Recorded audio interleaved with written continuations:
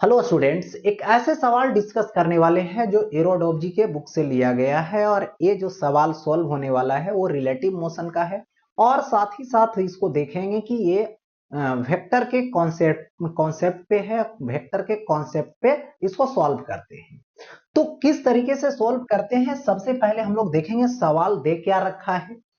To particles 1 and 2 move with constant velocity v1 and v2 at the initial moment their radius vector यानी position vector भी यहां बोल सकते हैं R equal to r1 and r2।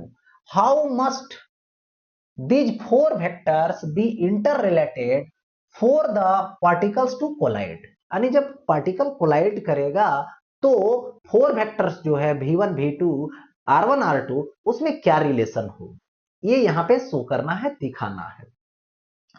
तो यहां पे स्टार्टिंग में बोला इनिशियल पोजीशन, तो इसके लिए कोऑर्डिनेट सिस्टम लीजिए। ये x है और ये y है, ये ओरिजिन हुआ। स्टार्टिंग में फर्स्ट जो पार्टिकल है उसकी लोकेशन यानी रेडियस वेक्टर यानी पोजीशन वेक्टर r1 है, यानी यहां पे है फर्स्ट पार्टिकल। फर्स्ट है जिसके लोकेशन को, पोजीशन को a से रिप्रेजेंट करो। फिर सेकेंड का बोला गया, ये क्या बोला गया है, R2 बोला गया है। इसको सेकेंड मानिए या तो पॉइंट बी मान। अब क्या होगा, यहां से दोनों मोशन स्टार्ट करेगी और कोलाइड करेगी। तो सपोज दैट कोलाइड करना मतलब मीटिंग पॉइंट, यानी एक यहां पर पॉइंट मान लीजिए जहां पे मीटिंग होगा दोनों का। ये फर्स्ट पार्टिकल इस पाथ पे आया, सेकेंड पार्टिकल इस पाथ पे आया, कोलाइड कर गया। फर्स्ट पार्टिकल को जितना टाइम टेकन होगी उतना ही टाइम टेकन सेकेंड पार्टिकल को भी होगी बी से सी तक पहुंचने।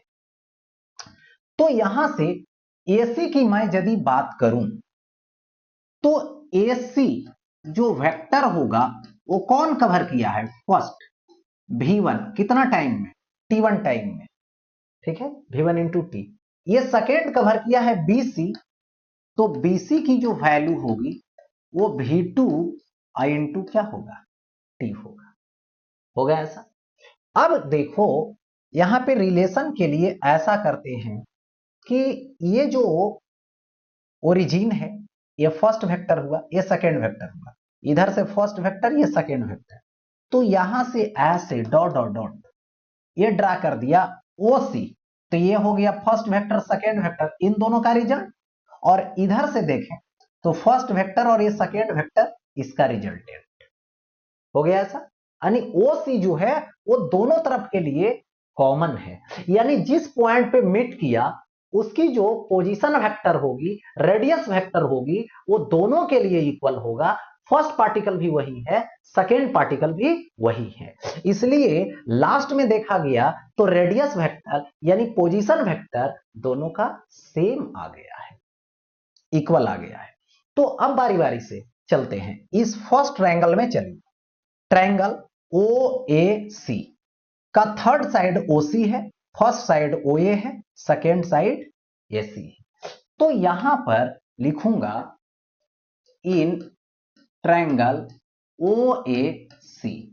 ओ ए सी में ये जो थर्ड साइड है, रिजल्टेंट है वेक्टर का ओ सी, वो क्या होगा, ओ ए प्लस ए आएगा ए सी।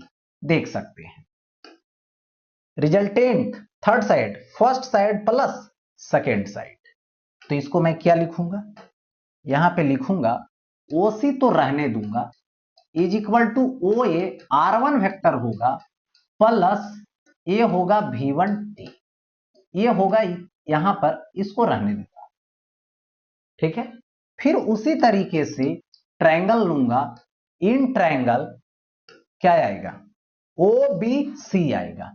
ओबीसी में OC is equal to OB plus BC, यानी ओ बी सी लूंगा, यानी OC is equal to O B plus मैं बीसी लूंगा। तो यहां से OC is equal to O B होगा R2 प्लस ए होगा V2 इंटू टी। हो गया।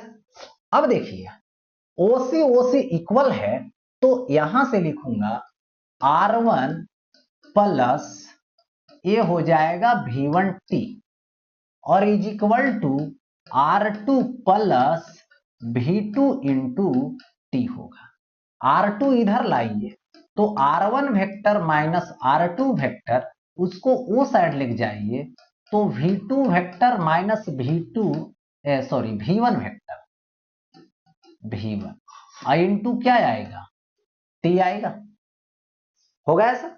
इसको इक्वेशन यहां पे फर्स्ट मान लीजिए, ठीक है। अब टाइम निकालिए, time is equal to T is equal to R1 minus R2 और ये बाई में आएगा V2 minus V1 but mode लग जाएगा क्योंकि टाइम स्केलर क्वांटिटी इसलिए मोड लगा दीजिए।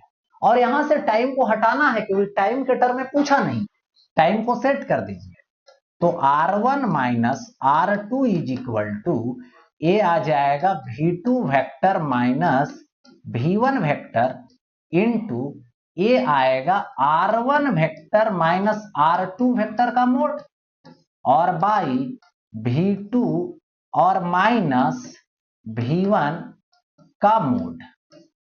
होगा ऐसा। इसको इधर लाइए R1 वाले और R2 वाले को तो R1 माइनस R2 और बाई R1 माइनस R2 का सिर्फ मोड होगा इज इक्वल टू ये V2 माइनस V1 रहेगा और बाई क्या आएगा V2 माइनस V1 का सिर्फ मोड होगा। यही क्या हो जाएगा यहां पे रिलेशन हो जाएगा। यही पे क्या हो गया रिलेशन हो गया यानी दैट मीन्स सॉल्व। ओके